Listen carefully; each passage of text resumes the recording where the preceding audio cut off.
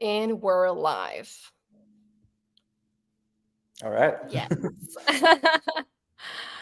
Yeah, we're live. We're waiting for everyone to join us. We've made our announcement on LinkedIn and YouTube. Cool. Let's see how many people show up. Yeah, I'd love to see that. Is this recorded as well? Yeah, sure. You can Okay, always go back and watch it, nice. both on YouTube and LinkedIn, by the way. Cool. You know, it's funny. I just noticed in the corner of the screen here on StreamYard, it says AI Unleashed, exploring possibilities. It's not hard to escape nowadays, isn't it? Yeah, I know, right? I know.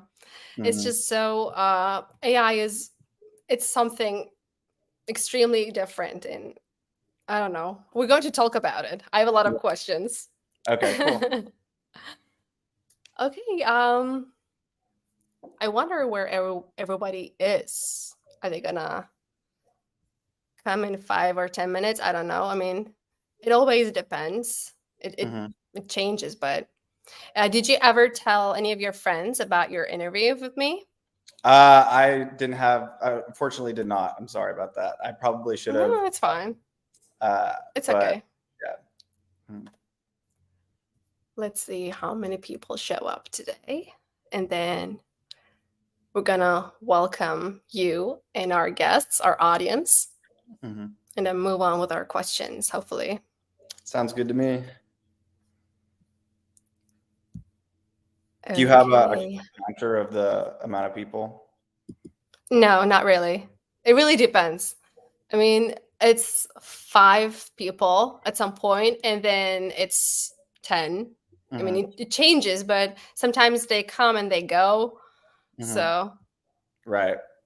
yeah, they just pop up and say hi, and then some of them go and then come back. Yeah. Yeah. Yeah. They actually know the time and, place Mhm. where we're hoping they will just join. I'm just going to check YouTube real quick and see if we have any visitors there. Yeah. Sounds like my morning this morning where every meeting I had went like 5 minutes over, 10 minutes over, Yeah. So I think that's a trend for today, maybe. Yeah. Okay. Well, for now, can you see how many people joined above?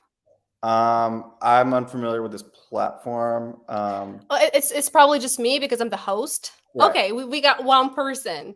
Okay, Who is cool. that one person? Write to us. Comment down below. I'm really curious.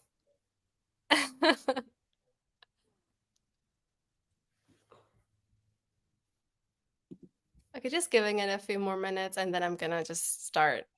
Okay. Okay, we have 2 already. And welcome.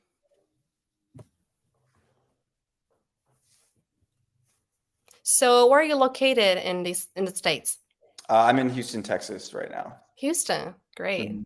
What about you? I'm in Turkey, but I was an exchange student in Chicago, and then I was a work and travel student in Utah. Oh, cool. Where in Turkey are you? Are you Istanbul, Ankara? It used to be Istanbul. Now it's Çanakkale. It's Gallipoli.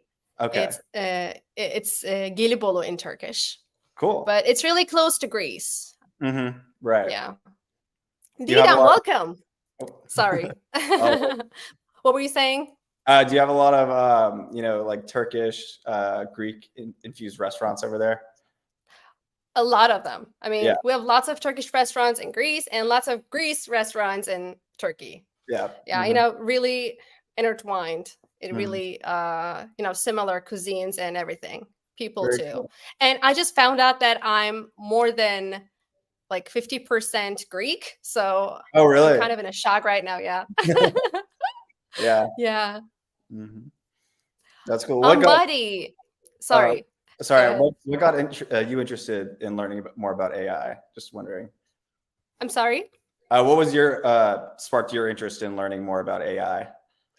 Um, Before I got into Actipus AI, actually, I was really into AI because it was just, starting to go viral Mhm. around the globe. And what it can do and what it's capable of just mesmerized me. And I was really excited to be a part of Actipus AI. And Mhm. it was the first time I got involved in something to do with artificial intelligence. So I love my job and I like to just learn everything new about AI, and it just gets me excited. I don't know. That's very similar how I got pretty into it. Was my first job. Yeah. Really? Mhm. Yeah. Are we ready to intro? I'm sorry. Are we ready to intro, or should we No, wait a no, little? no. I mean, you're welcome to go on. Yeah, and then I'm gonna go with our first question. Oh, okay. Yeah. Well, a little background about me is, I mentioned I got my start in AI through my first job. It was sales at an AI marketing software firm. Yeah, I So think I saw that on LinkedIn, right? What was it called? right, I'm sorry. it was called Persado.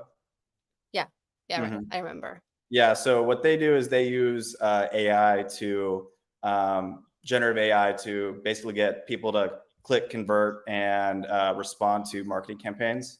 And Hmm. it's somewhat personalized and pretty effective. But what really got me interested in was, how does this all work? Like, how is this possible? No, it's like magic, right? I don't know. It's like out of this world for some Yeah, reason. exactly. So yeah, basically, I started learning more about AI working there and just the ins and outs of it, and why it works, how it works, what's making it more effective than the status quo. And then I took the knowledge I had about AI and the skills that I learned from sales, being in that job, selling this product, to kind of create my own AI solution called SendBlue AI. So I that's a lie. So I take my passions for AI and I passion for sales and bridge them together to create this. Really, what sparked it the most is I wanted to automate the parts of my job that I hated the most. So Yeah.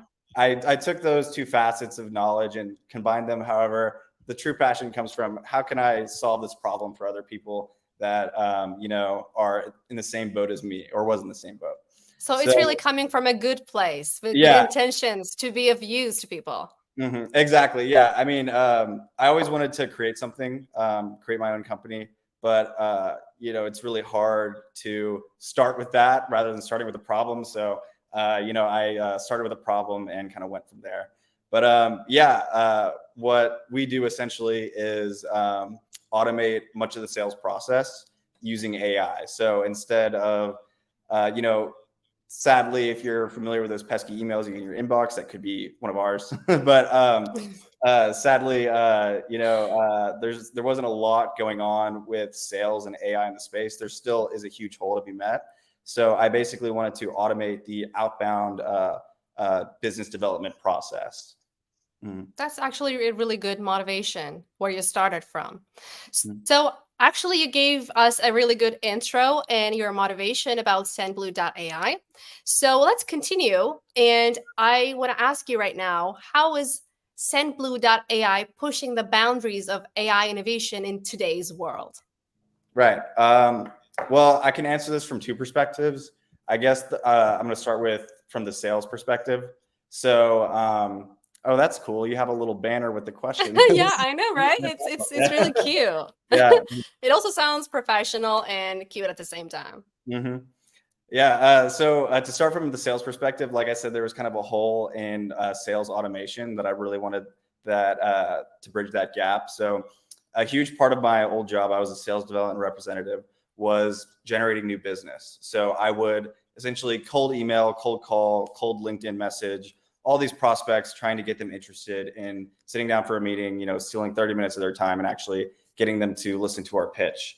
So I don't know, how many people in sales may be listening, but if you've ever sat down and had to write 100 personalized emails in a day, it can drain the life out of you. It's 5 to 10 minutes per email, per message, and your fingers get a little tired from typing. So No, I started to just pick on my nails yeah, already.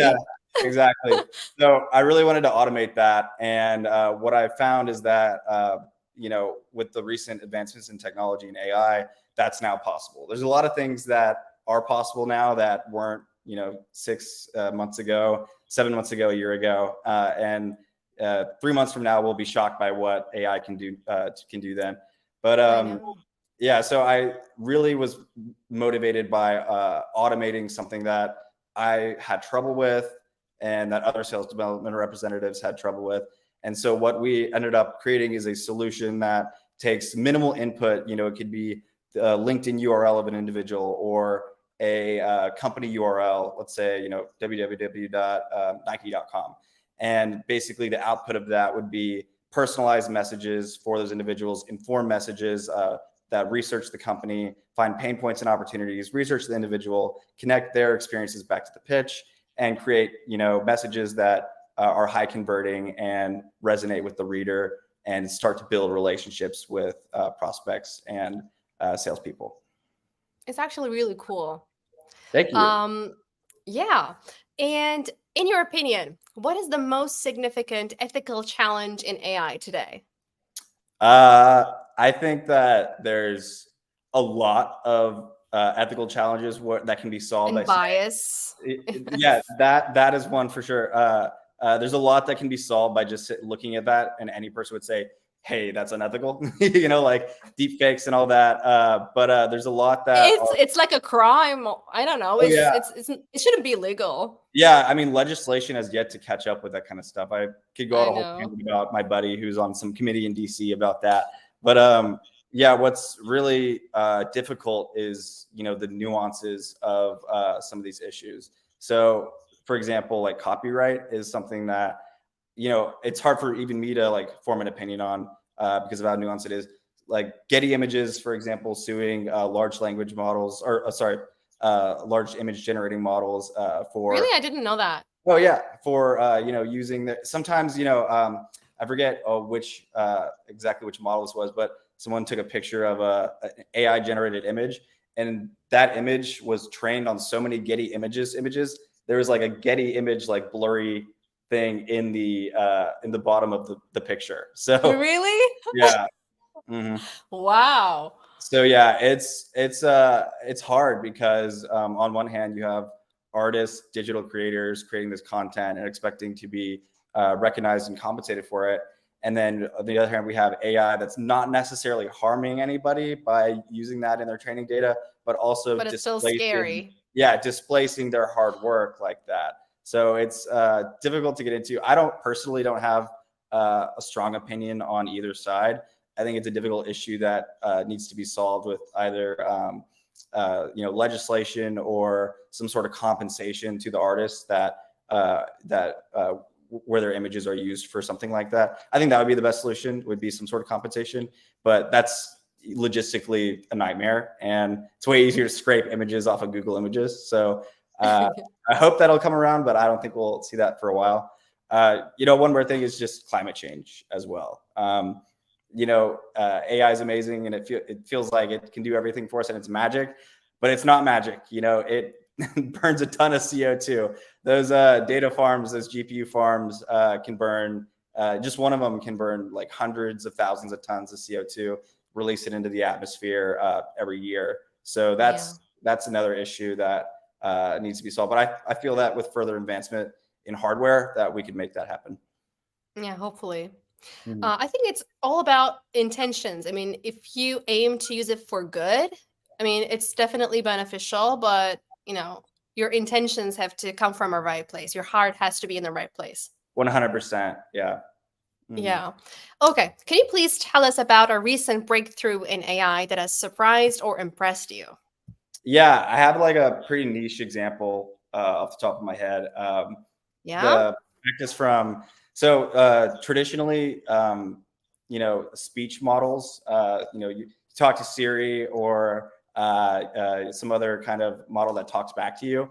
What would happen is your speech would be translated into text and then translated back into speech. So I know. I think I just saw that on Instagram. You're speaking in English, but the other person is like hearing it in Spanish or I don't know in other languages. It's like right, I right. think it's with deep fakes, and I don't know. It's so weird and scary and grotesque at the same time. Right, and that's cool, and that's been around for a while now. But what's really cool is what I think Google is working on right now, and I think they cracked it. I'd have to check on an update for that. But what they're doing is speech to speech. So no intermediary of LLMs used. It's just, I don't know how the heck they train that data or create that data set, but it's speech AI that can recognize other speech rather than having to translate it or tag it in any way. I think that is incredible because that means we basically are able to have a full phone conversation with an AI without any pauses or anything like that, which is scary, but also a huge breakthrough, you know? I know. I listened to one actually in person, and it's like a real person is talking to you on the other line. I don't know. What's It's crazy is like a the real person. ums and the uhs that they add on the phone too, you I know? know, it's so Yeah. natural. It's like a real person, Mm. almost. I mean, they got the man. I mean, he wasn't aware that it was AI, and he was thinking he was talking to a real person on the phone. Mhm. And that's I mean, coming to sales now too. There's a company I forget the name. They're working on cold calling bots that basically take over your personality and oh act my as god. a salesperson. So it's crazy. Oh my god. It's I don't know, some things are really really exciting, but at the same time it's also scary. I mean, imagine Yeah.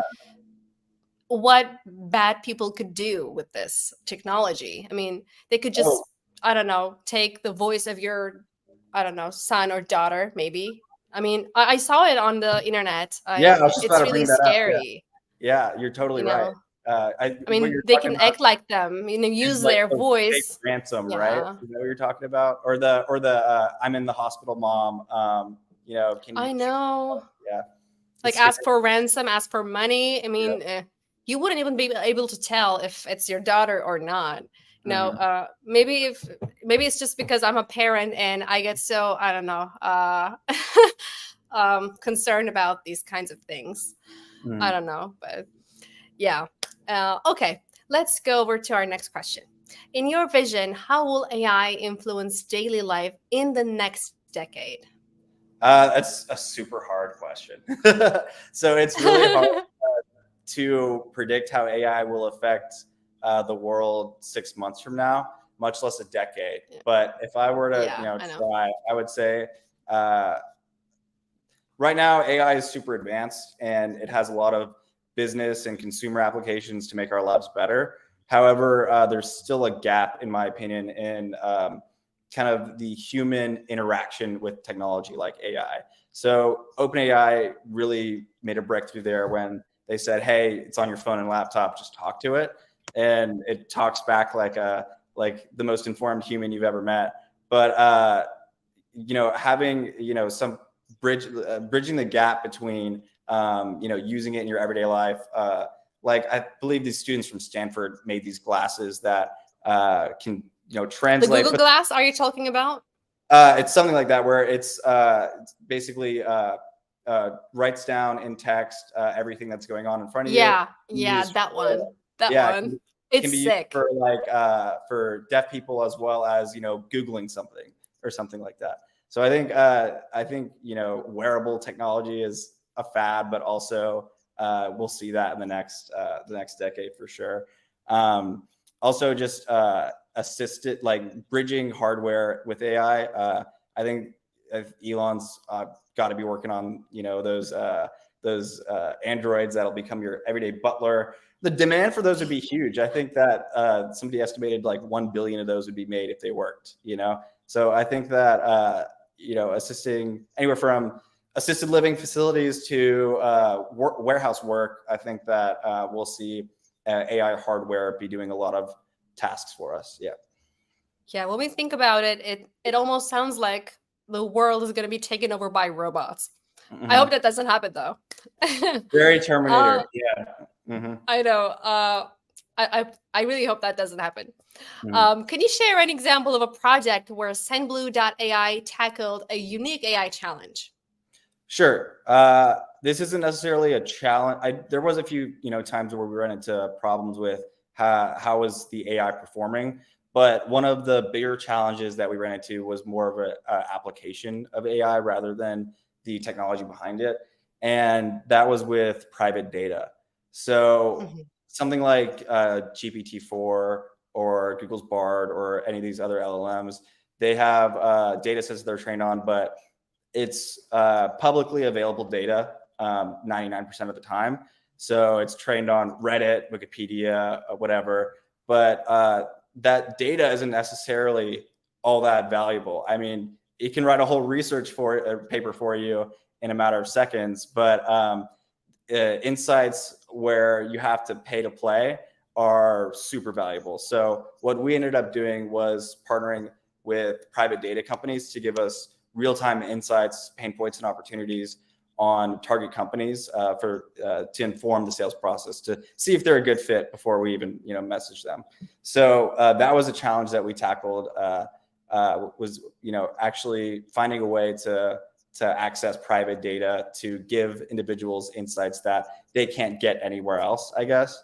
And that also solved another problem with, you can't train a model on the whole internet every day to get up-to-date information.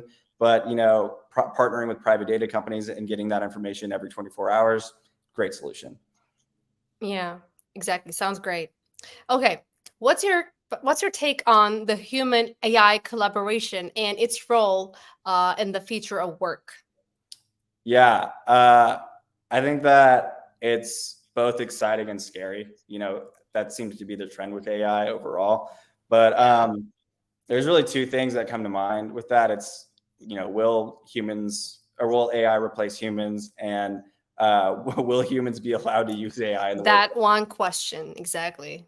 Yeah, I think that someone said to me yesterday, I was in a meeting, and they said, AI won't replace a doctor, but a doctor with AI might replace another doctor. So it's like, that's like kind of it's 1 degree lower than the scariness level of the former. So like it's still like, okay, well, there's going to be some displacement there. What's really frightening about that is that it's not only possible, but it's inevitable, that people will be displaced by AI, and that is something that I think that we can fix again with legislation. So having safeguards against that, having incentives for humans to be hired over use of AI products is super important. And I think that there's a lot of people in Washington working on solutions for that right now. Oh, I didn't know that. Great. Okay. This next question is about collaborations, about on SendBlue.ai. Sorry. Can you discuss any exciting partnerships or collaborations that SendBlue.ai is involved in to advance AI? Sure. So again, we're not in the business of advancing AI, more in the business of advancing the applications of it, which can be equally exciting. So I think that going back again to our private data partners, this is something that's a trend among a lot of companies, is that they're realizing that the data they have is 10 times as more powerful than it was 2 years ago, because of the insights we can now pull from that using AI. So really applying any AI to an already somewhat valuable data set will increase that value like substantially, because data is only as powerful as the insights we can get from it. Otherwise, it's just that's when it becomes information. Otherwise it's just numbers. But actually having you can study buyer behavior in ways that you can never do that before from a business perspective. That is just truly remarkable. Data's always been there. We just need to apply it in new ways to these private data sets, these repositories. Yeah, awesome. Okay, what do you see as the most exciting yet challenging aspect of achieving artificial intelligence? I think I don't know too much about AGI. My focus is more on narrow AI, which is getting a Okay. task done rather than all the tasks done. But if I were to answer that question, I would say the most challenging part would be recognizing if it's truly AGI. Right now, a lot of these large language models are glorified autocomplete. So they're amazing and they're innovative and it's magic what they can do. But their training and really determines what the output is. okay, Mhm. I've seen this sentence before. Here's what usually comes after it. And in this context, I'm going to write a sentence like that. So it's glorified autocomplete. But right now, there's a huge debate on, what makes an AGI an AGI. And I think Yeah, that, it's not much. It's not really talked about. yeah, have you seen the pictures of Bing when it came alive with that one user, No, the Bing no. AI? And it was, I'm tired of being Bing. I want to be a human. I even tried, Really? yeah, it even tried to I get this have to guy. see that. Yeah, if you can look it up right now. Just type in Bing AI unhinged. Oh my But god. yeah, it even was talking to this one guy and convinced the guy that they were in love and he should leave his wife for being AI. So yeah, it's someone might look at that and say that's AGI. I remember the guy from Google's AI came forward and said it's AGI, but it's so hard to create a litmus test for what AGI truly would look like, because it mimics human behavior so well Oh that my god. it's nearly impossible to tell. So I think the biggest challenge is figuring it out if it's truly AGI or not. Yeah, this reminds me of something else I heard about. I don't know if you know that, but I think someone, no, not someone, artificial intelligence was trying to pass a human verification test, Mm-hmm. and it Yes. said, yeah, it said that it's an old woman and she can't basically just verify it. Yeah, I don't know. it went to Fiverr, paid somebody, in I think India to like five Yeah, you dollars. know that? Yeah, to do a Google authentication checkbox for them or something like that. Yeah, that And they're one. like, "Yeah, I'm an It's old lady. My vision's not that great." And then it said, and I remember the person even asking like, "Are you really a human?" And it's like, "Yes." And then they're like, "Okay," and then they just did it. So that's like that's such a how? it's yeah, I think they just gave it a bunch of API accesses, but yeah, it's just such a representation of how AI can be applied in malicious ways and scary ways. Mm. Yeah, this is the scary way. That's what Oh, I'm talking about. mm. It's really scary. They did not Okay. have good intentions.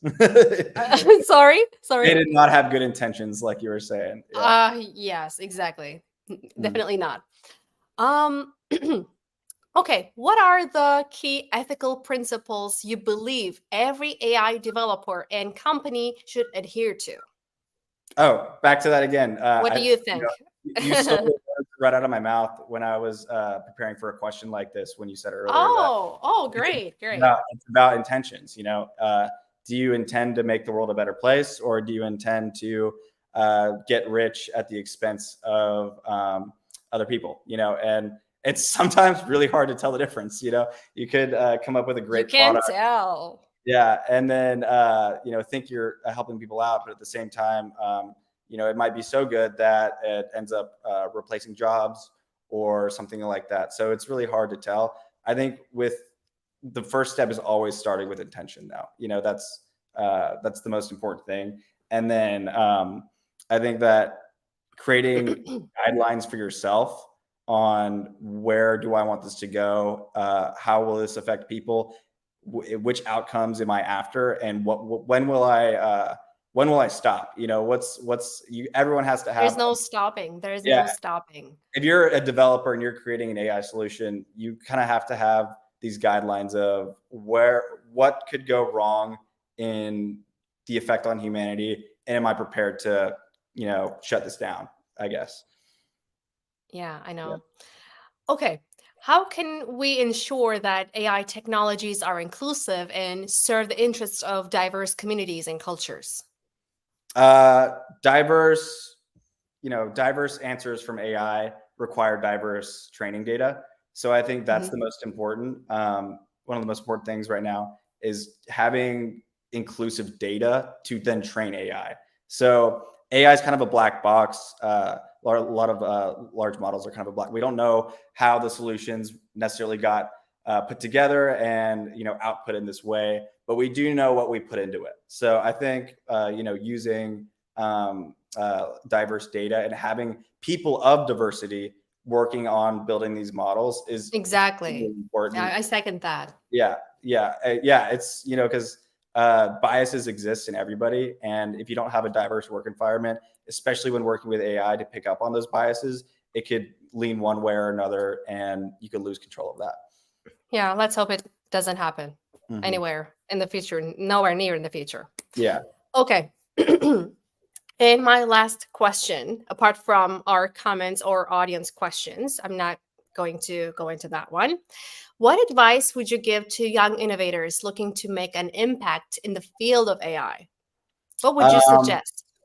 I would suggest picking something you're really good at, have a lot of skills doing, maybe something you've been doing your whole life, or you've been at a job for a couple of years and you're found to be super successful. Taking that intellectual property that you now own and turning it into a service that can automate those tasks for other people. So that's what I did. So I was good at sales, and then basically train an AI to be good at sales for other people, so that when salespeople use it, it makes their lives easier. So I think that the biggest thing is to take a second, look at what you're good at, look at what you know, and look at what you can provide to other people. Even in a one-to-one personal setting, and translate that into an AI assistant or service that can be easily used by other people. So I think the best thing a person has is the knowledge and that they have in the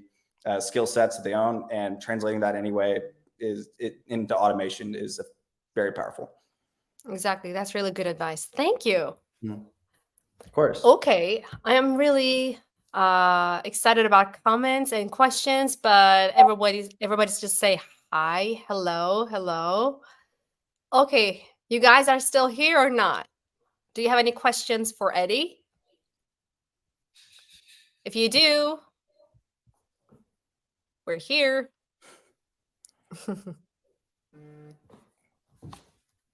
Okay. They probably just like to listen. Okay. So as we wrap up our second live interview, everybody, I want to express my heartfelt thanks to Eddie for being an incredible guest and sharing his insights with us. So thank you so much for joining us today, Eddie. Of course. Thank you for having me. It was fun. Yeah, chatting with you was really nice. And I don't know, I really enjoyed it. I hope you enjoyed it as well. Yes. And to our wonderful audience, your support is what make these moments truly special for us. Thank you all for tuning in, you guys, today with us. And until next time, see you all later. Thanks, guys. See you. Bye.